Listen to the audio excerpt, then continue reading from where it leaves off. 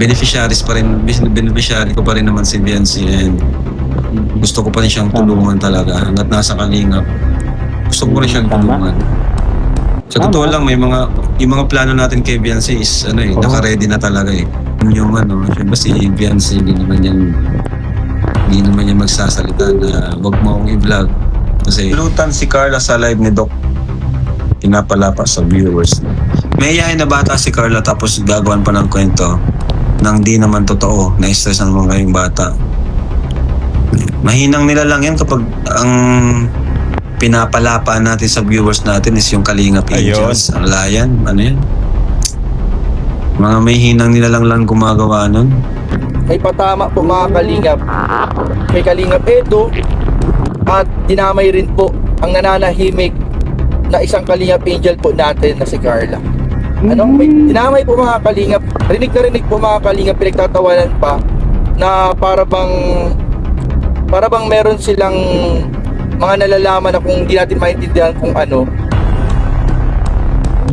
Yo guys, magandang araw, magandang gabi mga Kalingap. Siyempre, at muli, magbabalik na naman si Papa Shider upang magatid na naman ng kakaibang news, update, balita sa inyo lahat mga Kalingap. Grabe na to guys, no? For today's video guys, Kalingap Rab, may plano na pala para kay Biancy guys. Ano kaya ang plano ni Kalingap Rab para kay Biancy? At Carla Bells, no?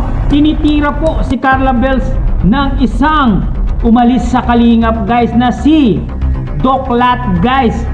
May sinabi pong hindi maganda about kay Carla. Ano kaya yung sinabi ni Doc Lat guys sa sinabi niya kay Carla? Alamin natin guys dito sa video clips na to guys. Siyempre kung bago ka pa lamang sa ating YouTube channel, huwag kalimutan mag-like, mag-share, mag-subscribe, pahita notification bell button para updated kayo sa mga ilalabas natin reaction video mga Kalingap. At siyempre guys, no, huwag kalimutan supportahan si na Kuya Bal Santos Matubang, Ate Edna Vlogs, Kalingap Rab, Kalingap Team, siyempre Kalingap Reactor, Papa Shider TV guys, no. At huwag na natin patagalin to guys. Ano kaya ang sinabi ni Doc Lat at ano kaya ang plano ni Kalingap Rab guys?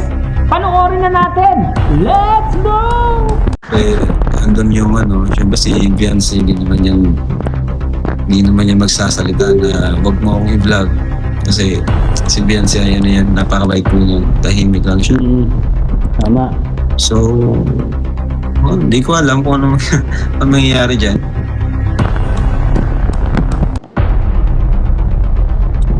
Wala tayong magagawa na dyan. Nasa decision mo na yan nila Biancy sa kanong family niya kung anong gusto nila mangyayari. Kung gusto nila magpo-vlog, edi wala tayong magagawa. Totoo yan. Kalingap Rab.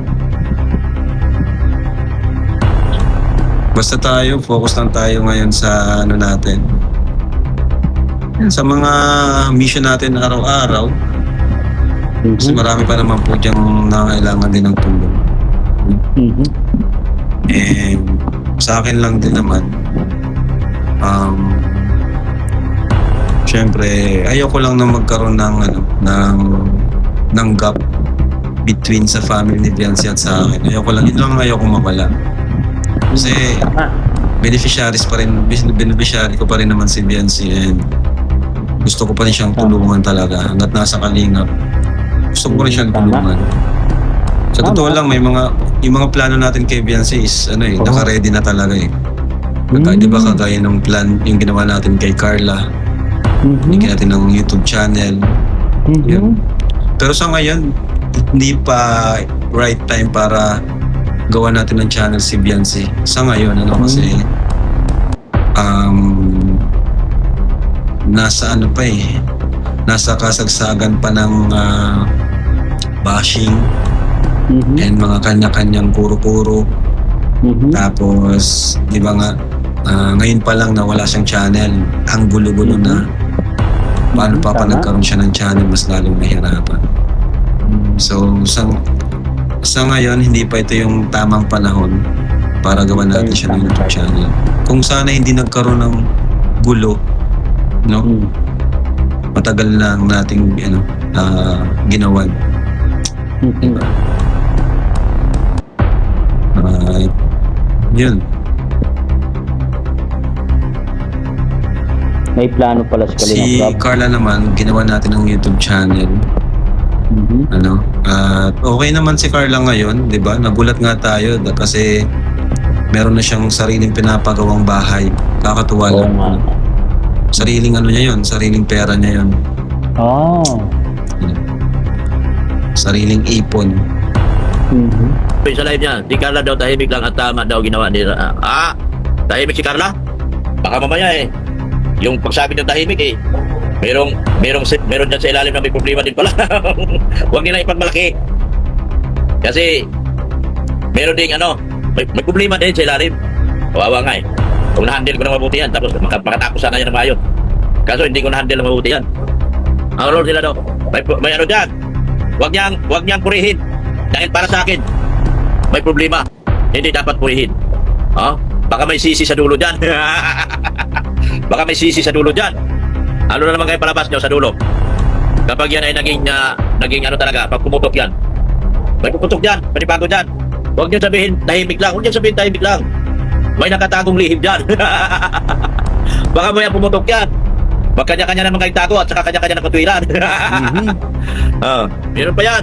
Marami akong kwento. Okay. Tutan si Carla sa live ni Doc. Pinapalapa sa viewers. May yain na bata si Carla tapos gagawan pa ng kwento nang di naman totoo. Na-stressan mo ngayong bata. Mahinang nila lang yan kapag ang pinapalapa natin sa viewers natin is yung Kalingap Angels. Wala yan. Ano yan? Mga may hinang nila lang gumagawa nun. Ang kalabanin yung kapwa vlogger, hindi yung mga Kalingap Angels ang ipapain. Diba? Ano ba? Reactor sa reactor, yun lang.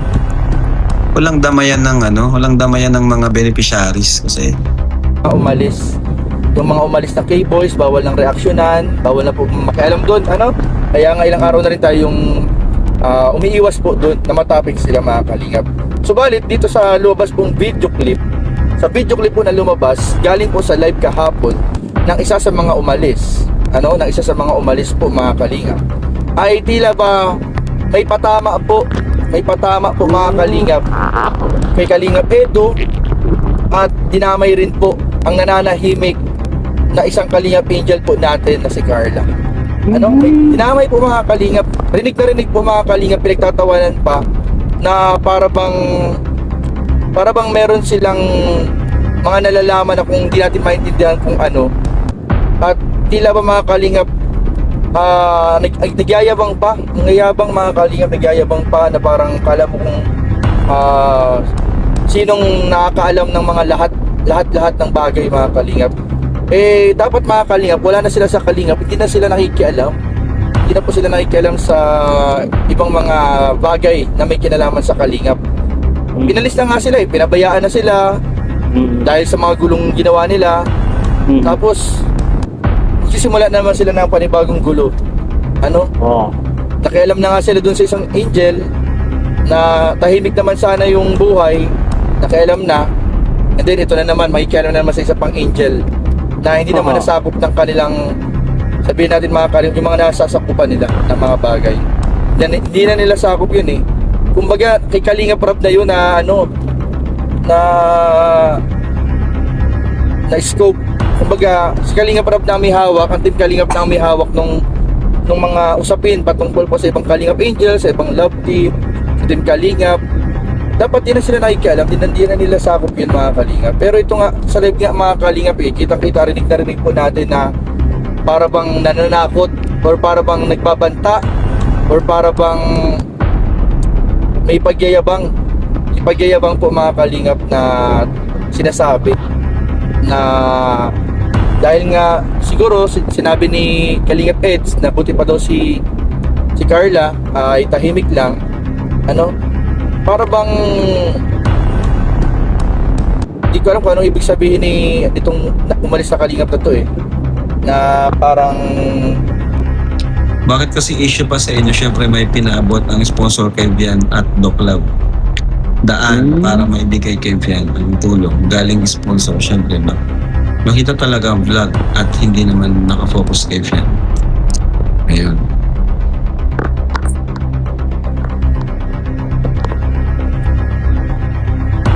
Saka pala, wag po tayong yung mga hindi nakalingap. Huwag na po nating isama sa vlog.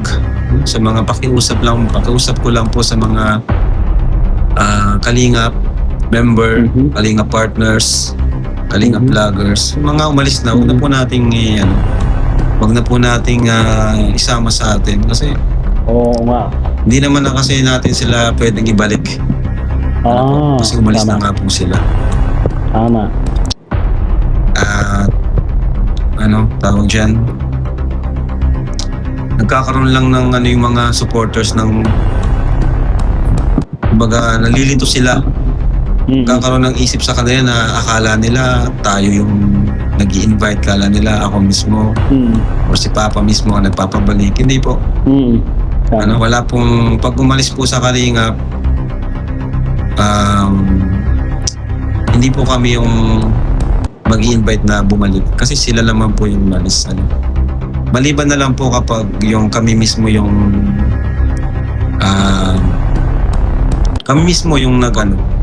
nagpaalis. Kagaya ni example si Rachel, di ba? Hindi naman sa pinalis, chinali siya ni Kuya Bal na mag-solo na yung Rochelle. Ibang senaryo naman yun. Kaya ngayon, hindi naman talaga umalis si Rachel sa Kalingap. Hindi siya umalis. Kumbaga, hinamon lang siya ni Kuya Bal. Hinamon sila ni Kuya Bal na magsarili na maging independent. Iba yung umalis sa inalis. Di ba? Yun. Tama. So, okay kami na Rachel. Sa totoo lang, sa mga angels na hindi na naging parte ng Kalingap. Sino-sino ba yun? Si Rachel yung pinaka-okay kami kasi hindi naman siya umalis eh. Siya yung talagang kusang hiniwalay sila ni Kuya Bal. Gawa nga ng ang dami ng mga comparison. Saka busy na rin sila. May sarili na silang community. Kaya kumbaga pag may events, hindi na rin sila talaga nakakapunta. Kaya yun. Kumbaga binigyan na sila ng kalayaan. Pero okay naman po. Minsan okay naman. Wala naman problema doon. Oh guys malinaw wala namang problema Diba? Kuya Rab, bakit pinuri lang ni Kalingap Edo si Carla na tahimik lang? Nagalit pa si Dr. Love, ginawa niya ng issue si Carla. Ayun lang. Di ko po alam yun. Pag mga ganyan talaga, di ko na po yan di ko na po pinapansin yan. Mga ganyang issue.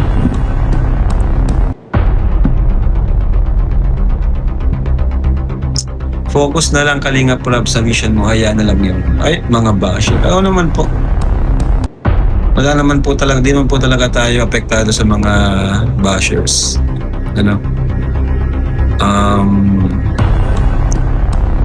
Mas affected tayo pag nababash natin yung yung mga beneficiaries natin, lalo na kapag nasa loob pa ng Kalingap yung mga mabubulog. Yun yung nakaka-apekto talaga. Pero pag yung mga basher lang sa comment section, hindi po. Na tayo dyan? Sanay na tayo dyan.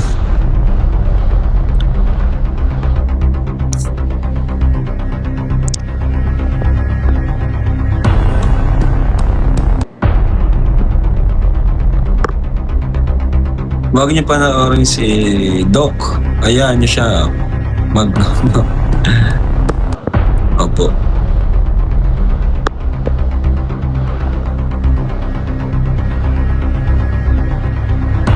Content lang yan si Doc, kaya nyo na po si Doc.